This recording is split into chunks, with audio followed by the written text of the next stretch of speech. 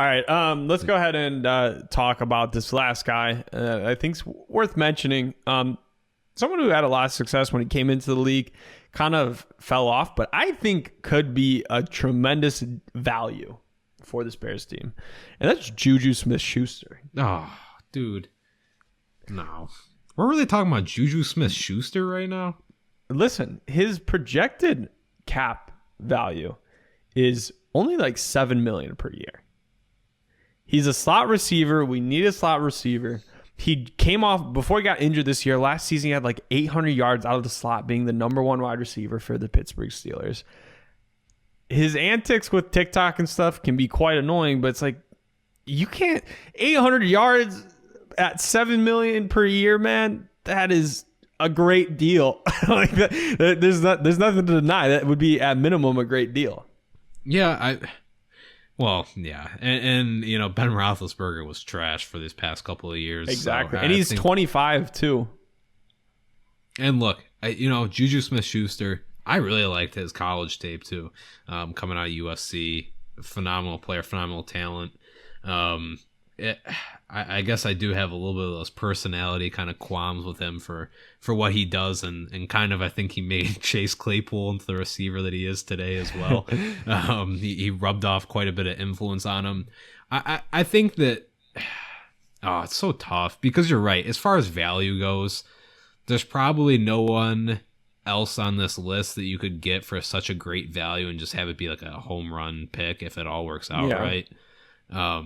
At the same time, though, it's just like if things don't go well initially, though, like where's his mentality at? Like, does he end up pulling like something like a Allen Robinson, where it's like, all right, we're 10 games into the season, we can tell this man's not trying anymore?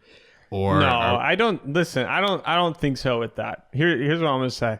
I think JuJu, as far as like, I think he's a great person, and like even like someone that's like, as far as like being like, he'll stick with his team and he's very devoted to the game.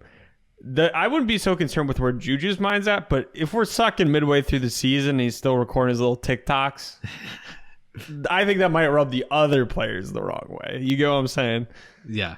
Well, exactly. And I mean, he was dealing with some injuries himself too, right? I mean, that's why he wasn't playing this year. Yeah, I mean, this year he had injuries, but he's been fairly healthy, man. I mean, people forget how damn good he was his first like 3 years. Well, he was especially good when Antonio Brown was still there. Yeah. When he was the number 2, he was perfect. As soon as he became the number 1, though, let's be honest. I mean, I think he was kind of underwhelming. Yeah. And everyone in Pittsburgh drops the ball, too, which I don't know if that was because of the way Roethlisberger was delivering it, but probably part of it. Yeah. I mean, who knows? I don't know. I'm still on the fence about that one, but I wouldn't want him to be the only signing. But if you get someone like a DJ Chark, and then you're like, okay, we want to double dip at wide receiver, go and get JuJu Smith-Schuster, then you have a wide receiver core of someone like DJ Chark, and then you have Darnell Mooney, and then you have JuJu Smith-Schuster. That's pretty good. That's a pretty good wide receiver core. Yeah. Yeah. No, I agree. And I do want us to finally get someone out of the slot that's at least halfway decent. I feel like we've really struggled to have that. Anthony Miller was supposed to be that guy. He just never turned out to be that guy. He's got plenty of opinions on Matt Nagy, though. Yeah, certainly. He is also on the Steelers, by the way. Kind of interesting.